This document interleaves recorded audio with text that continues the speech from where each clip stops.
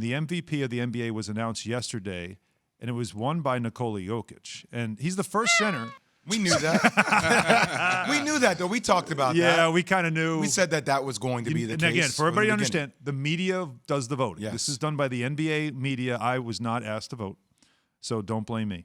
But it's the first center since Shaq in 2000 to win MVP. He's not a traditional center, although, still. It is the first center. 91 first-place votes. 91, which is incredible. Joel Embiid was the runner-up. He had one first-place vote. Also a center, though, but one first-place vote. So this was a runaway. And I know our two guys that love Philly, Pat Costello, Alan Yates, both producers, they feel like this is – well, how would you guys describe it, this award for Jokic? I'll let you guys say it. Well, it's a perfect attendance award. Is it? As far as I'm concerned, yeah. Agreed. For sure. Well, I mean, because Embiid missed time and Jokic didn't. Well, I mean, the NBA is going to reward that, and we've had multiple. Well, NBA media is going to reward that because multiple people have said, "Well, you got to be there, you got to show up." But I mean, for Joel Embiid to have one first place vote, I mean that's stupid. For him to have the same amount of votes as Derrick Rose is a travesty. I had nothing to do with that. I had nothing to do with that. Vote. I didn't have a vote. The devil is a liar. So he shows up. Derrick Rose was a fan vote. So he shows up. How many votes did you put in? I cannot confirm nor deny. As a fan. I can't. I cannot say. His perfect attendance is showing up and being available. But nobody in Denver is watching him, first of all, because they're not on TV locally. That is pretty amazing. So you get rid of that. And then from a national standpoint, how many games do we actually see Denver in the national spotlight? We've seen them a lot more than you think. But, again, this is voted by NBA media, whose job is to watch. I get it. Everything. I understand it. It's a cute little narrative. But when I'm watching him, even though he had a good game, and I'm watching Embiid just yesterday alone, that doesn't look the same. And when you tell me the first center since Shaq, and then you use Shaq and him in the same breath, I frown. But if you'd have said Embiid and Shaq, I wouldn't have frowned like that because Embiid's game I just like that more than I like that.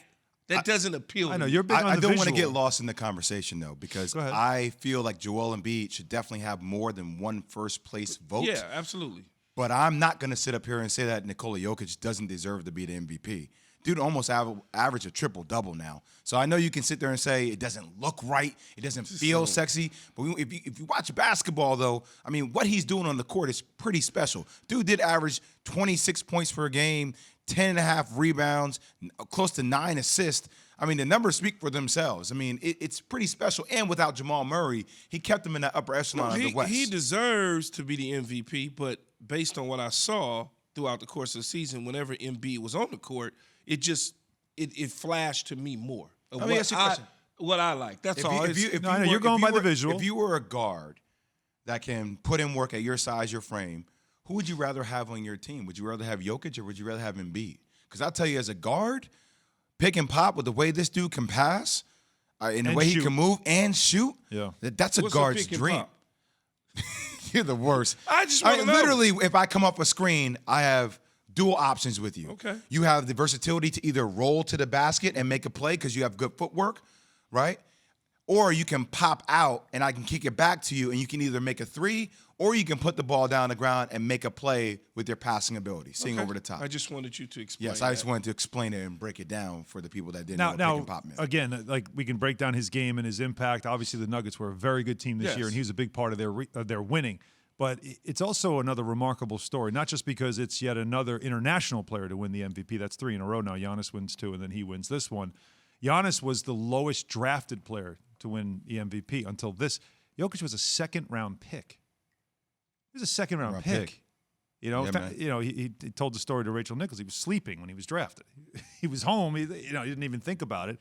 He was sleeping. So, it is still what he's made himself into is also something to celebrate. A player who was considered overweight. Michael Malone was wearing the T-shirt yesterday when celebrating it about overweight, too slow. Big conversation this offseason. How is he going to come back? What kind of shape is he going to come back in? And let's not forget, like how dominant Jamal Murray was last year in the bubble now. Yeah. I mean, he was 50-point games. Yeah. dominant. So the fact that they've been able to sustain without him, Right. And Michael Porter Jr. has ascended, the team is on their way. Yeah, no, shows you how important he's been. But he had a terrific season, no doubt about it. But yes, we always look at the voting and wonder, how did this player get a vote? LeBron got 1 vote overall, a 5th place vote. 1.